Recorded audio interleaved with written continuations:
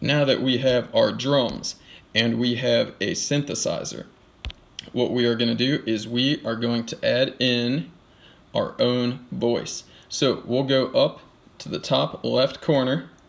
We have the file, which brings us back to all our projects. We don't want that. We're looking for the 3 boxes in a row with the big box in the middle. Click on that and it brings us back to this page. We are looking for audio recorder. Then you're going to click voice, the first option on the bottom left.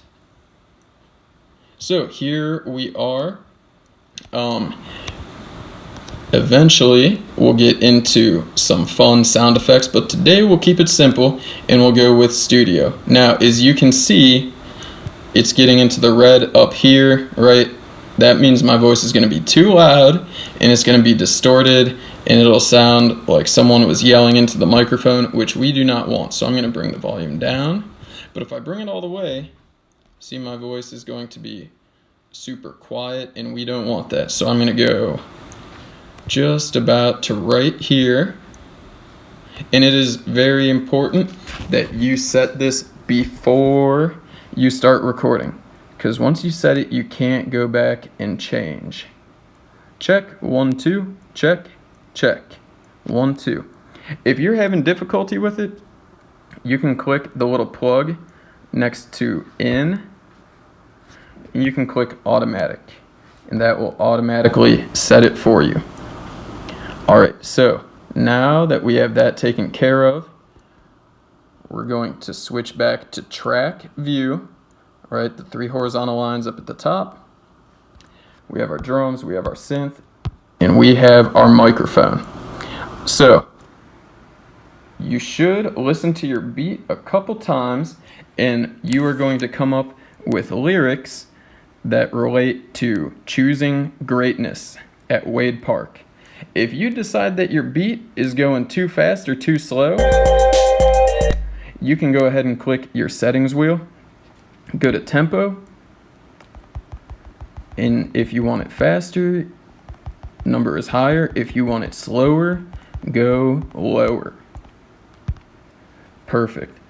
Make sure that your time selection tool is set back at 1. And now I'm going to hit record and make sure that you have your microphone track selected, because that's what we want to record. I'm going to hit the red record button. All right, and what I would recommend is not doing your whole rap or your whole poem in one go. I would do it in little chunks. You could do 4 bars at a time, 2 bars at a time. If you can do all 16 at once, good for you, all right? But I would recommend just keeping it simple and keeping it small for right now. So I'm going to hit record, and it's going to give me 4 beats to get ready. Then it'll start recording. I choose greatness every day. I choose greatness. It's the Wade Park way. Once you're done, you'll hit that square. Let's go back to track. And I'm going to trim this to 2. If I didn't like how it sounded, I could just click on it and delete it, but I'm not going to do that. All right. So I'll hit play. I choose greatness every day. I choose greatness. It's the Wade Park way. Next, what we're going to do, go to wherever you left off, and you can record the next part.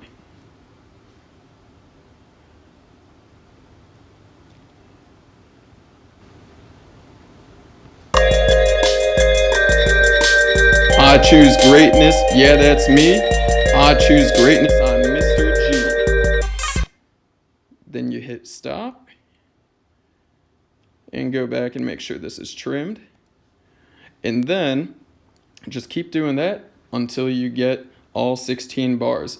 If you want to repeat, you can do the same copy and paste procedure that we did before.